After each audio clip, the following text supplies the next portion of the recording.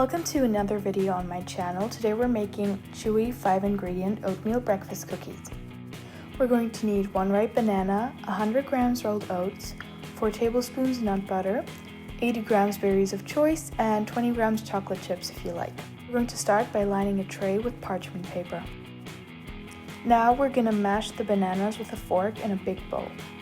It's important to use a ripe banana as they have more flavor and they will be easier to mash. Then we're going to add the oats and nut butter and mix well.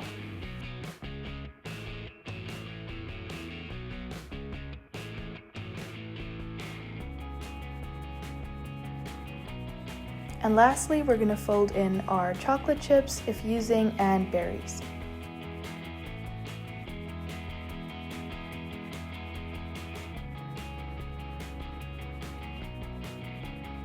Take a tablespoon of the mixture, roll it into a ball and form it into a cookie. Place it on the baking sheet.